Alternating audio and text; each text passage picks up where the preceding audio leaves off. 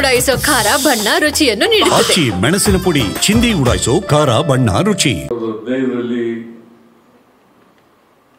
ನಾನು ಮುಖ್ಯಮಂತ್ರಿ ಆಗಿದ್ದ ಸಂದರ್ಭದಲ್ಲಿ ನಾನು ಇದೇ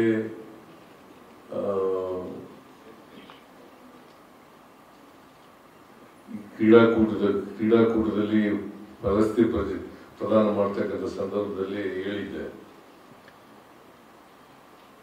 ಚಿನ್ನ ವಿಜೇತರಿಗೆ 5 ಲಕ್ಷ ರೂಪಾಯಿ, ಬೆಳ್ಳಿ ವಿಜೇತರಿಗೆ 3 ಲಕ್ಷ ರೂಪಾಯಿ ಮತ್ತು ಕಂಚು ವಿಜೇತರಿಗೆ 2 ಲಕ್ಷ ರೂಪಾಯಿ ಕೊಡ್ತೇವೆ ಅಂತ ಹೇಳಿದ್ದೆ. ಈಗ ಅದನ್ನ ಜಾರಿ ಮಾಡಿದ್ದೇವೆ.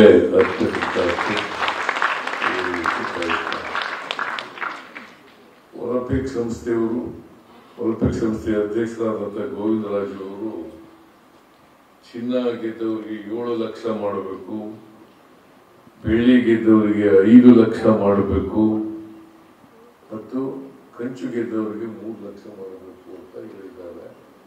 ಮುಂದಿನ ಬಾರಿಯಿಂದ 7 ಲಕ್ಷ 5 ಲಕ್ಷ 3 ಲಕ್ಷ ಮಾಡುತ್ತೇವೆ.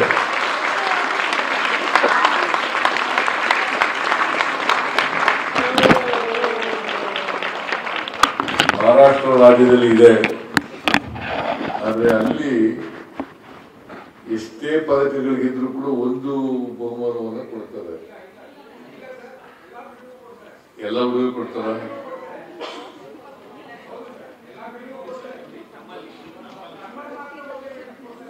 ಇನ್ಮೇಲೆ ಎಲ್ರಿಗೂ ಕೂಡ ಕೊಡ್ತೀವಿ.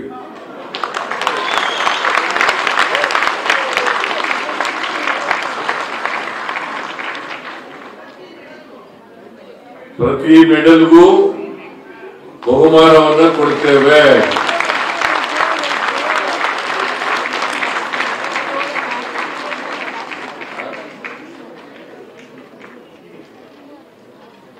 ಆಮೇಲೆ ಕೋಚ್ಗಳಿಗೆ ಮ್ಯಾನೇಜರ್ಗಳಿಗೆ ಕೊಡ್ತಾ ಇಲ್ಲ, ಅವ್ರಿಗೂ ಕೊಡೋಣ.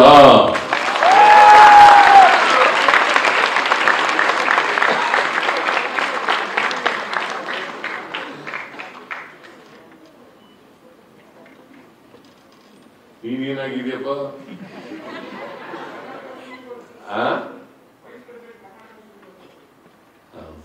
Very good. ಕೂದು. ನೀನು ಖುಷಿ ಆಯ್ತದಲ್ಲ? ಎಲ್ಲ ಕ್ರೀಡಾಪಟುಗಳಿಗೂ ಖುಷಿ ಆಗ್ತದಲ್ಲ?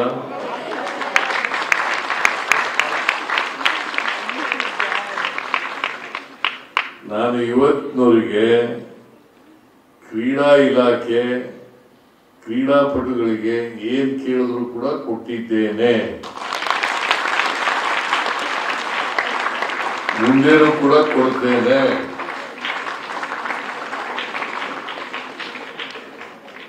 ಆಗ್ಬೋದಾ?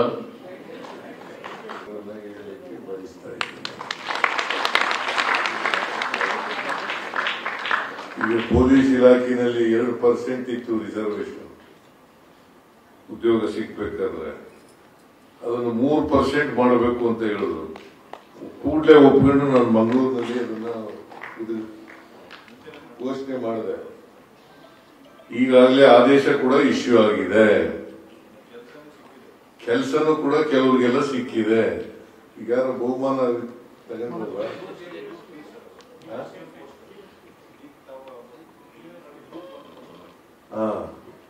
ಗ್ರೂಪ್ 1 ಪೋಸ್ಟ್ DOSP ಸ್ಥಾನ ಸಿಕ್ಕಿರ್ತಕ್ಕಂಥದ್ದು ಈಗ